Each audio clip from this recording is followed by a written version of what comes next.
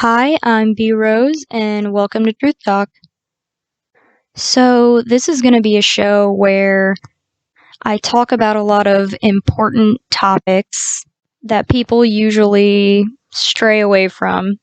I'm sure you can tell by my intro that the subjects I'm covering are not the norm, but I feel like they are topics that need to be discussed and that more people should know about. So, that is why I am starting this channel, to have these important conversations. So I just wanted to welcome everybody and give you an idea of what these videos will be about. That way, if you like these kind of discussions, you can subscribe, and I'll be putting out videos as often as I can. So I hope you enjoy the show and maybe learn something.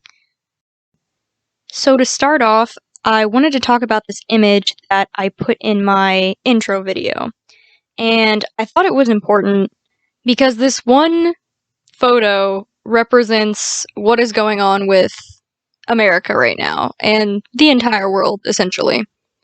And I'm sure you can kind of see what's going on. Obviously, the 99% are there holding up the game board for the 1% elites.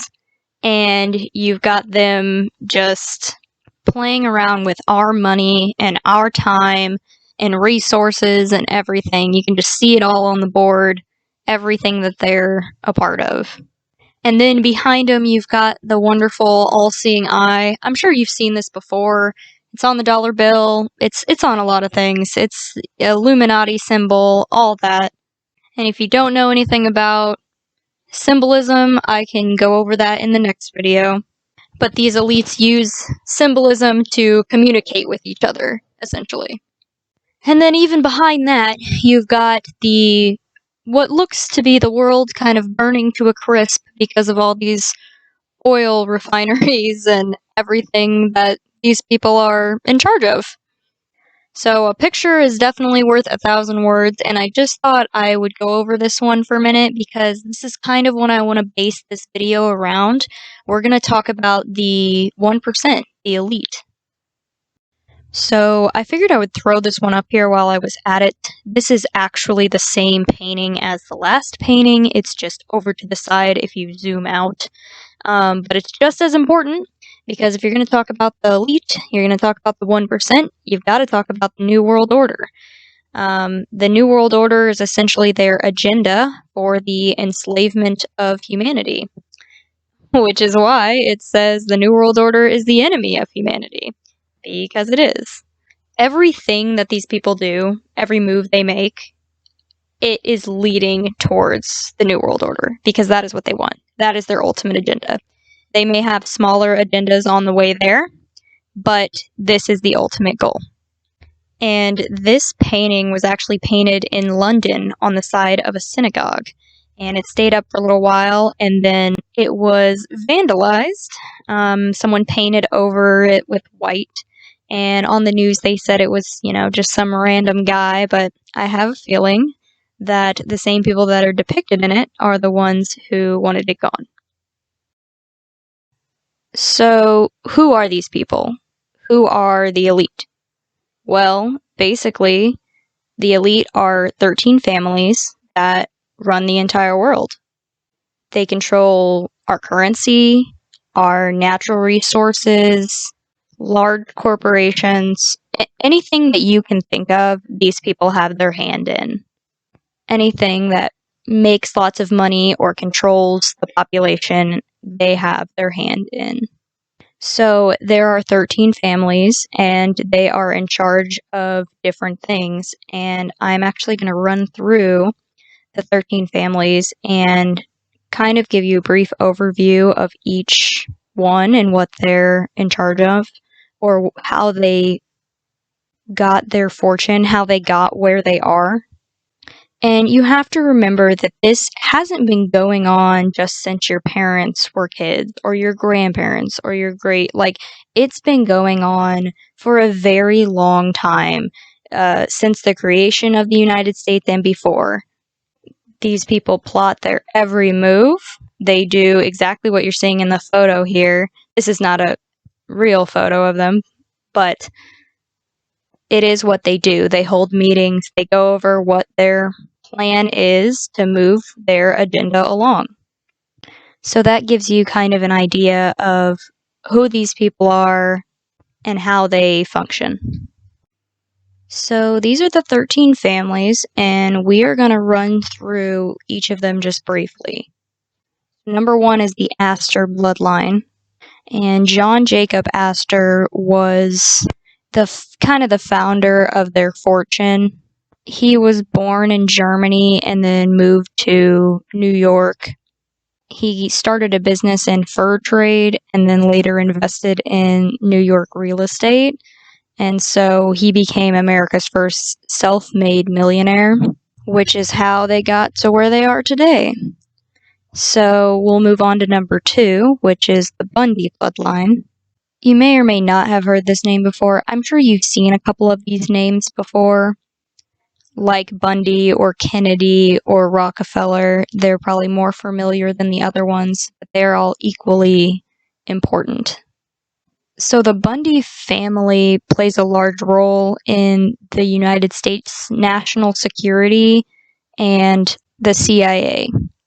McGeorge Bundy played a very large role in this family, and he was the U.S. Army intelligence officer in World War II. And later he served the government as the National Security Advisor to President John F. Kennedy and Lyndon B. Johnson. I also want to put a side note in that McGeorge Bundy and his brother William P. Bundy were fraternal brothers in the Illuminati Order of the Skull and Bones, which I can talk about more later. These orders play a huge role in the elite and these 13 families. So number 3 is the Collins family. And you'll hear a lot about which family is the most evil or occultic of the other families. And a lot of times I'll hear how evil Rothschild is or Rockefeller. They're all evil, first off. But if you had to pick one to put above the other, it's actually the Collins bloodline. The Collins bloodline is super occultic. They do a lot of rituals, and I'll put a little bit of a warning in, but they do a lot of rituals involving children or sacrificing people, things like that. So this family, you can do some more research on your own, but it is a very scary bloodline. So this family is basically known for their occultic power and how they're in charge of many of the other families. So we'll move on to number 4, the DuPont bloodline. And this family is known for starting the largest gunpowder manufacturing American corporation. And it is called the DuPont de Nemours and Company. I'm probably saying that wrong. And that has grown into the largest black powder manufacturing firm in the world. And also, Pierre Samuel DuPont was involved in creating a national education system in Poland and in the United States. And this was to control education and what was taught to future generations. So I will go ahead and move on to the 5th family, which is the Freeman bloodline. So the Freeman family is involved in Yale University's Skull and Bones, which a lot of these families are, but that's important for later. So this family is involved in a lot of politics. So Orville Freeman was a pretty prominent figure in this family. He was Minnesota's governor from January 1955 to January 1961. And later, he would be appointed as a cabinet member for Kennedy's and the Johnson's administration. Which brings us to number 6, which is the Kennedy bloodline. So the first known Kennedy was Brian Kennedy, which was actually spelled different. It was Caeneddi. And he was involved in various Illuminati activities, and his bloodline ended up getting mixed in some very important royal bloodlines. This family helped start the 30-Year War between the Protestants and Catholics and spread the Scottish Rite of Freemasonry throughout Europe. This family was also involved in politics. Obviously, JFK was president, And I won't get into that too much, but he was involved in a lot of very shady things. And so was his wife. So I'm going to move on to number 7, which is the Li bloodline. So the Li bloodline originated from China, and it was an honor to have this surname. It was given out by the Tang Dynasty.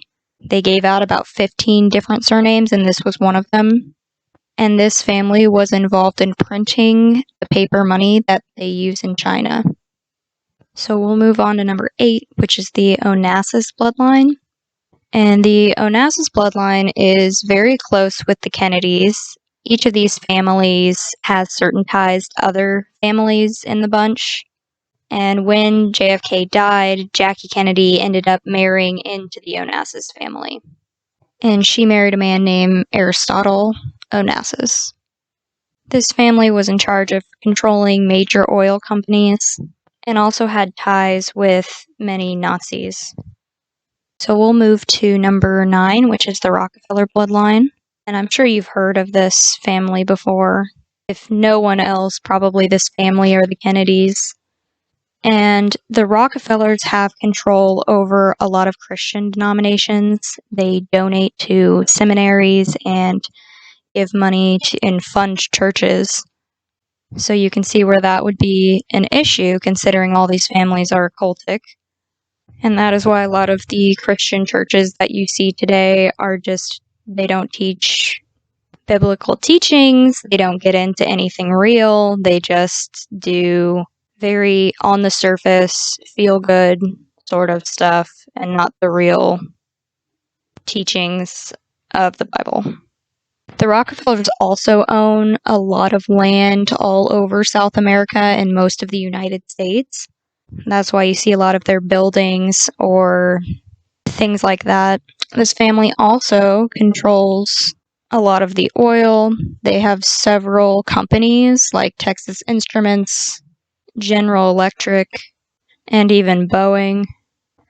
They were also involved in the creation of the FBI, which has always been used for these elite families. I'll put a little warning again, but the FBI programs in action today are used to kidnap children that are used for occult sacrifices, which is very sad and very hard to say, but that is what these people do, and you have to bring it to light so people know.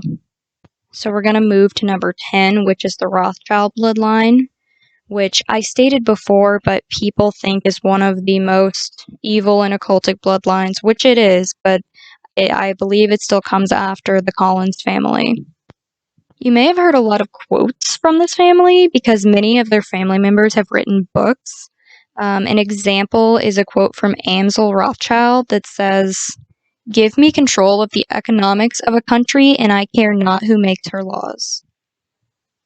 So this family also has control over the Catholic Church, which many people today follow. The Pope back in the 19th century actually came to the Rothschilds to borrow money, and the Rothschilds were very friendly and were entrusted with the bulk of the Vatican's wealth, which you can see again where that would be an issue. But to save time, we're going to move to the Russell bloodline, number 11. So the Russells are actually responsible for starting the Skull and Bones Order, as well as the Pilgrim Society, the Watchtower Bible and Tract Society, and the Masonic Daughters of Isabella. This family is also involved in U.S. intelligence and actually created a security system or a security service called Wackenhut Corporation and Wackenhut World Technology Incorporated, which handles all intelligence related to the United States. But we're going to move on to number 12, which is the Van Duyn bloodline. So this family founded Planned Parenthood in the center of Syracuse, New York, which is very scary because this organization pushes abortion, sterilization, and population control.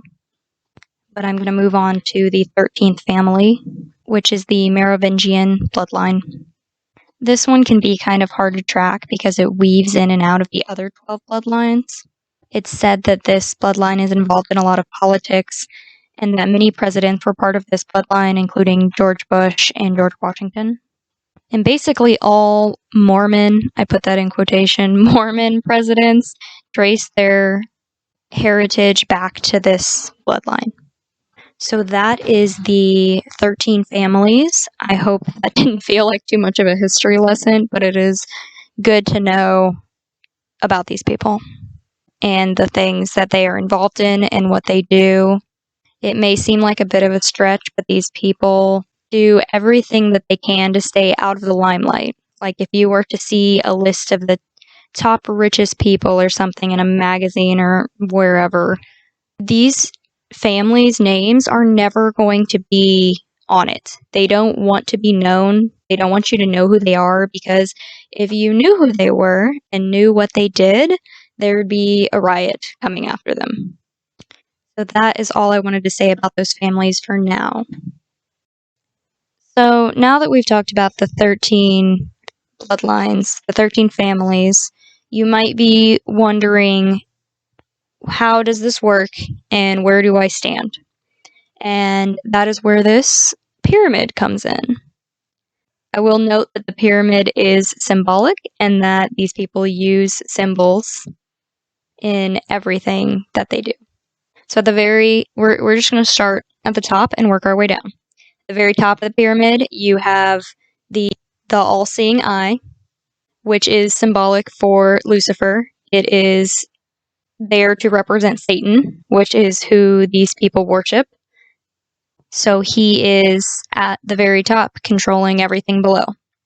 Then you've got the world monarch below that, which can be a little confusing. Some people think that it's the actual monarch that's in England. Some people think it's kind of an extension of the Council of 13. I would say it lies somewhere in between, where it is a final say after the 13 bloodlines. But if we move down, we are at the Crown Council 13, which is the 13 families, the 13 bloodlines, which is who controls the vast majority of everything. And below them is the Committee of 300, which is also some of the world's most rich and powerful families. When I'm talking about the 1%, this is where I am chopping the line, right? This is the 1%. These people and up. These people control the world that we live in. So we're going to move down to the think tanks. I think that's pretty self-explanatory, so I'll kind of skip past that. But this is where it gets interesting, right? You've got the next one down is world financial control. These are all the banks. This is all the taxes that you pay. This is where all your money goes. They make you pay to live, which I think we all can agree is ridiculous, but this is the form of control that they use. It is invisible, and yet everyone follows, blindly not knowing the truth. So we'll move down to the world resource control. This is all your corporations, gas stations. You know, you need gas to run your car and heavy machinery. And then you've got the medical companies, the food companies, everything. I mean, who do you know that grows their own food? Who do you know that doesn't have at least one type of medication that they use, whether it is just Tylenol or blood pressure or an inhaler or even like diabetes medication? Like, I can't tell you very many people that I know that are completely out of the medical system. Like, most people are trapped in it, as well as with the food. People don't grow their own crops, they don't grow their own food, then they have to buy it from the store, which means it's coming directly from these people. And I could go on and on about that. I'm sure you know about the food problems and the pesticides that are sprayed on food and everything else. But we'll just go ahead and move down. We're going to move down to world population control. And this is how they enforce everything above. This is how they enforce their banks and taxes. They use the military, the police, your courts and judges and prisons and everything that just scares you into complying. And then they use the media to push it.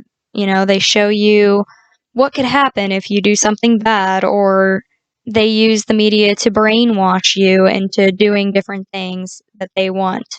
Not to mention corrupting your morals, corrupting anything good that you hold value to.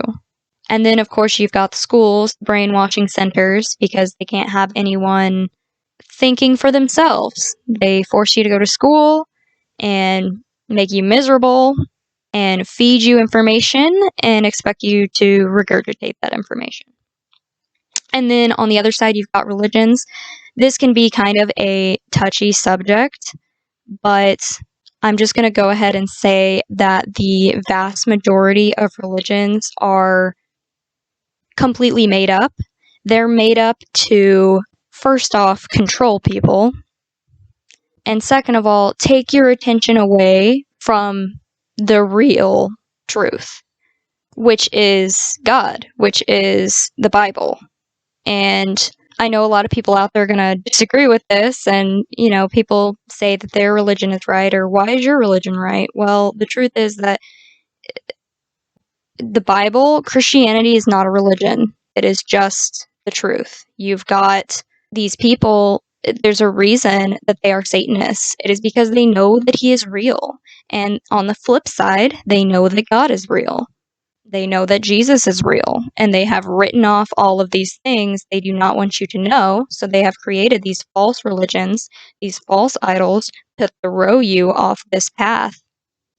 And once again, I can talk about this more later. I know that this is a touchy subject, but this, when you start to wake up, will realize that this is the truth.